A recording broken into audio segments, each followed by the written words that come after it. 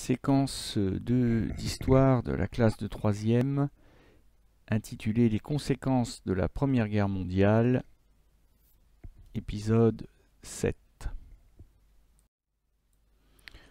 Au cours des deux épisodes précédents, nous avons vu se dérouler les deux révolutions russes de l'année 1917, puis la guerre civile russe et le communisme de guerre mis en place par le pouvoir bolchevique à partir d'octobre 1917. Il est temps maintenant de voir s'abattre sur le continent européen pendant la guerre et dans l'immédiate après-guerre, après Première Guerre mondiale, s'abattre la vague révolutionnaire qui déferle donc sur l'Europe entre 1918 et 1922.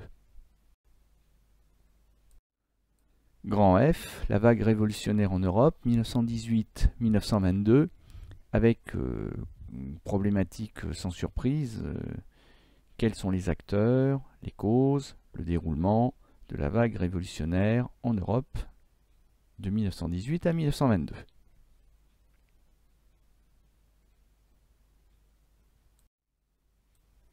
L'occasion de revenir sur cette carte que nous avons étudiée lors des deux séances précédentes, mais que nous n'avions étudiée que à l'échelle de l'Empire russe. Or, cette carte nous montre que non seulement la Russie plonge dans la révolution d'abord bourgeoise de février 1917, puis bolchevique d'octobre 1917, et dans la guerre civile et dans le communisme de guerre qui s'ensuivent. Mais il n'y a pas que la Russie qui est concernée par les troubles révolutionnaires, il n'y a pas que la Russie qui est agitée par la fièvre révolutionnaire, puisque les pays en jaune, en particulier la Hongrie, la Tchécoslovaquie et l'Allemagne, des pays vaincus, ils ont ça en commun, des pays qui ont connu la guerre, même si la Tchécoslovaquie n'existait pas en tant que telle, puisqu'elle faisait partie de l'Empire d'Autriche-Hongrie, et dans ces pays ont éclaté des troubles révolutionnaires. Et c'est de cela que nous allons parler aujourd'hui. Et du reste, comme ne le montre pas la carte, mais comme nous le verrons quand même, il n'y a pas que ces trois pays qui sont agités par des troubles, des soubresauts révolutionnaires.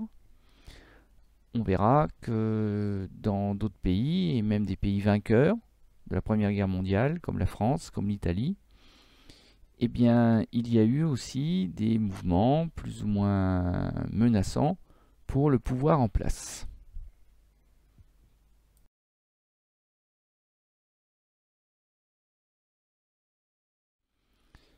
Alors, pour comprendre pourquoi la révolution bolchevique s'est propagée depuis la Russie jusque sur l'ensemble du continent européen, eh bien, il faut étudier cette affiche de propagande du pouvoir bolchevique, signée Viktor Denisov et qui date de l'année 1920.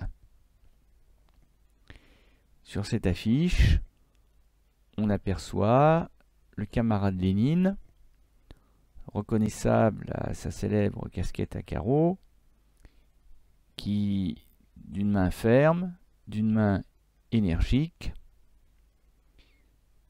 passe un vigoureux coup de balai à l'échelle de la planète afin de débarrasser la Terre de tous ces immondices, de tous ces déchets, de toutes les ordures qui la salissent et qui l'encombrent. Et parmi les déchets qui sont balayés implacablement, on retrouve les têtes couronnées, aussi bien l'ex-empereur de Russie, Nicolas II, que celui qui est en bleu, que Guillaume II, l'empereur d'Allemagne, mais aussi les églises, représentées ici par un pope, c'est-à-dire un prêtre de l'église orthodoxe russe, mais aussi les riches, les capitalistes, les bourgeois. Bref, selon le discours marxiste-léniniste, les ennemis du peuple, avec le bourgeois avec son chapeau 8 reflets et son sac bourré de pièces d'or, à moins qu'il ne s'agisse de billets de banque. Alors, il faut être en mesure de dépasser le premier degré de l'affiche et de bien comprendre que le coup de balai symbolise, incarne la révolution. La révolution qui est née en Russie, parce qu'il faut bien qu'elle naisse quelque part, mais comme tout bon marxiste l'affirme, et Lénine est un marxiste, eh bien la révolution ne peut être que mondiale, puisque c'est partout dans le monde que les oppresseurs, les riches, les bourgeois, les nobles, oppriment, transforment en esclaves les prolétaires, c'est-à-dire le peuple. Et donc, ce qu'il faut bien comprendre, c'est que, au fond, la révolution en Russie, la révolution bolchevique en Russie, c'est pas une fin, c'est plutôt un commencement. Et alors même que Lénine n'est pas certain de sauver sa révolution en Russie, alors même qu'il n'est pas certain de remporter la guerre civile contre les Russes blancs, et qu'il n'est pas certain de décourager les alliés, les anciens alliés qui l'attaquent, eh bien, malgré tout, Lénine fait comme si la révolution devait être déclenchée dans tout le monde entier, et celui qui est chargé d'allumer la mèche, eh bien, c'est lui, c'est Lénine.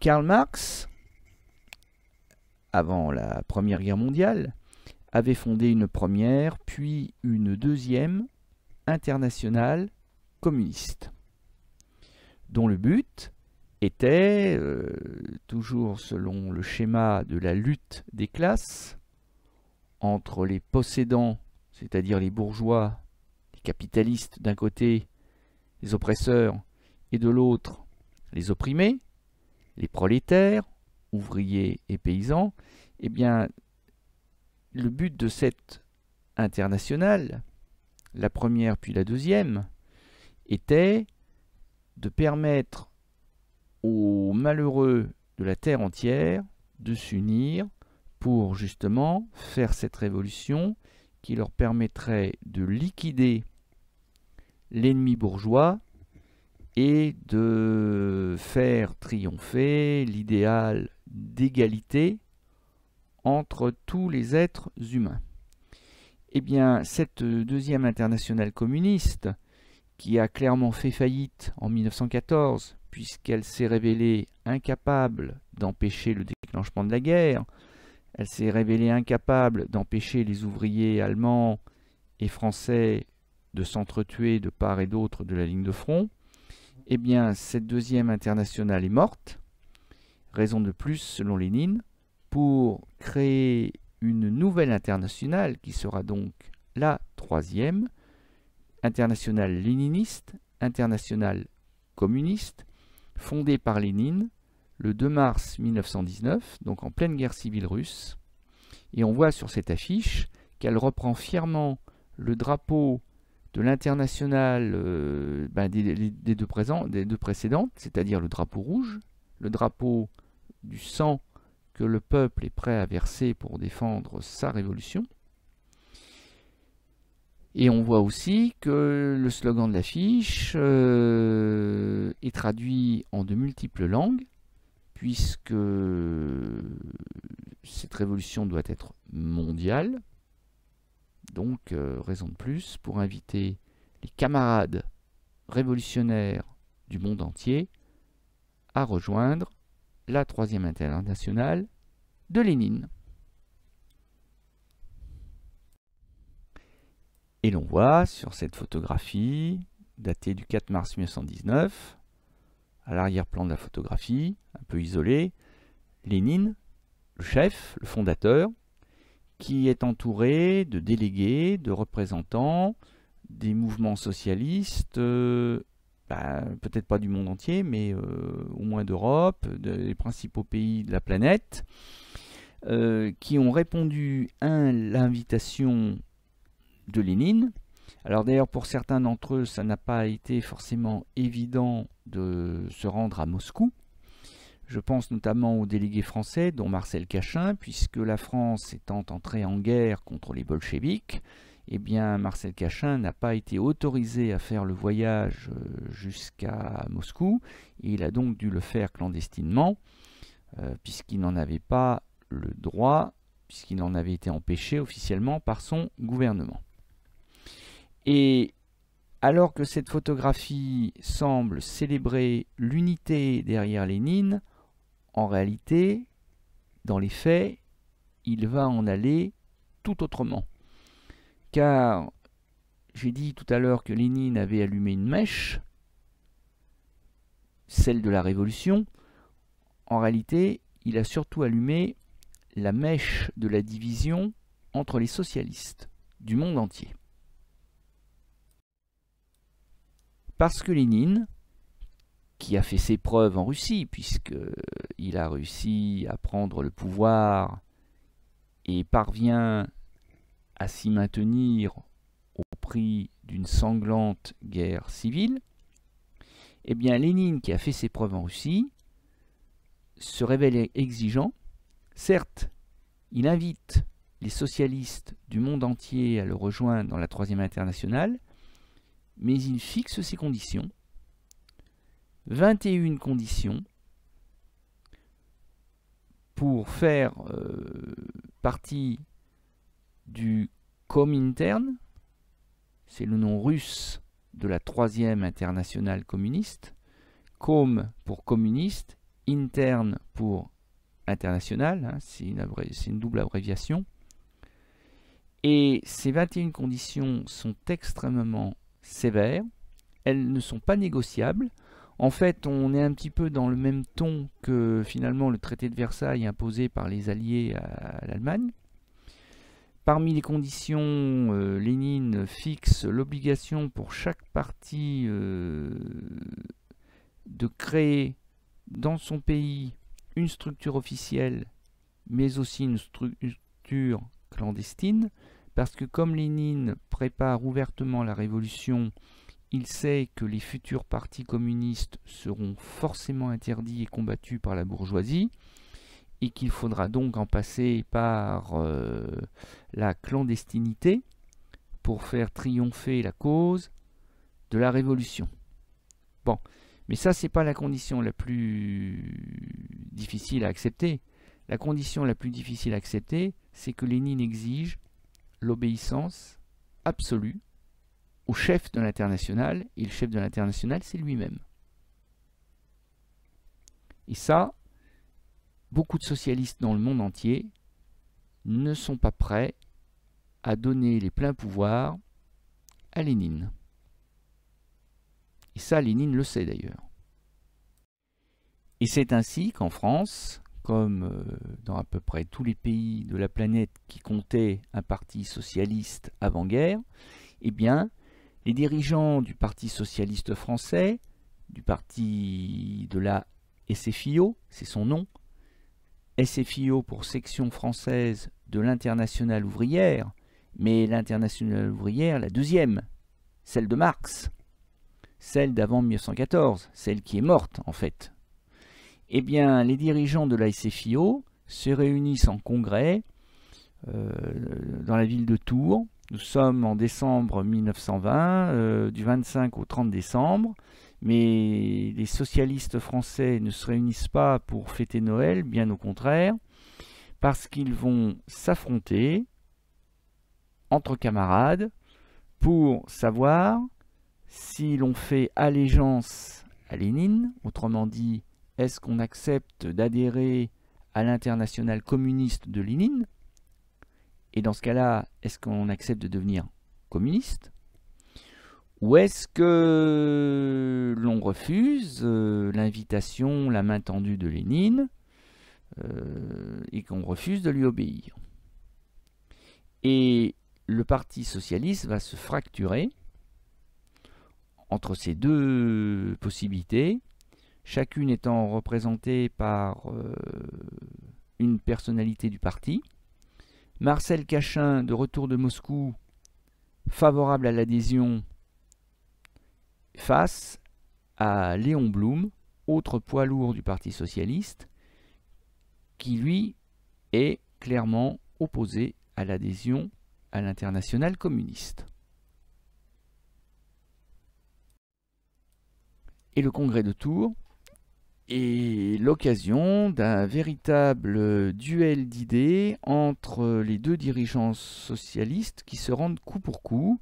Marcel Cachin célèbre le spectacle de la révolution bolchevique qui lui a donné, selon ses dires, littéralement la chair de poule, puisque pour la première fois, concrètement, dans les faits, on voit la révolution triompher et l'on voit les bourgeois liquidés et le peuple prendre sa revanche.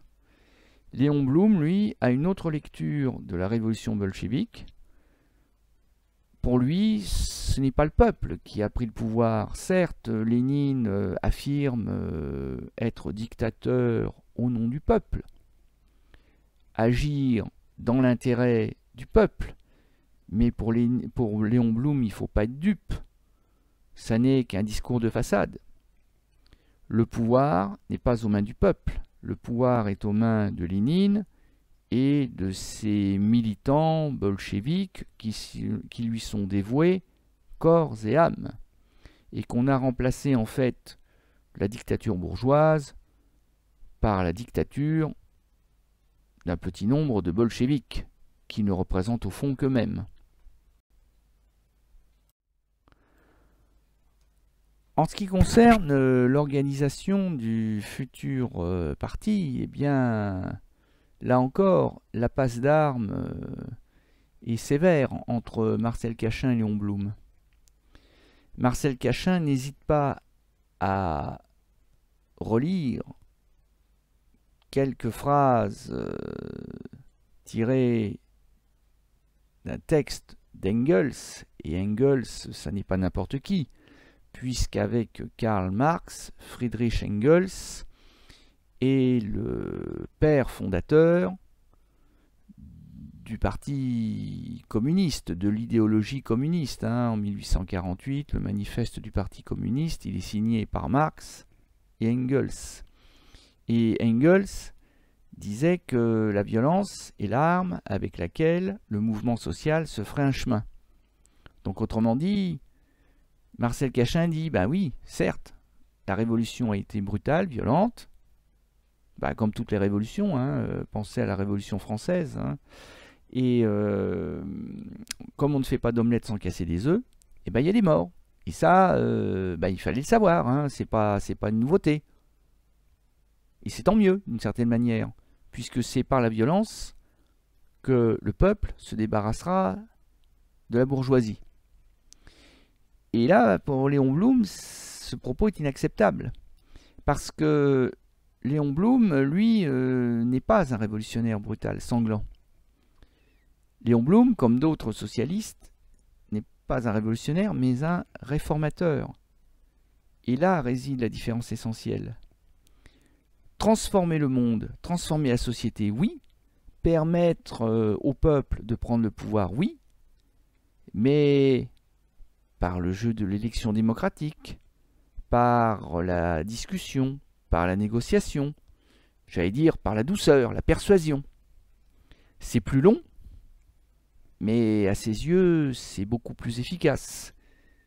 La preuve, c'est par la loi que le sort du travailleur s'est considérablement amélioré au cours du XIXe siècle, Alors certes, c'est long, certes, il reste encore bien des choses à améliorer, mais on est passé de la semaine des plus de 70 heures à la semaine des 48 heures avant 1914. Et ces progrès méritent qu'on soit réformateur et non pas révolutionnaire.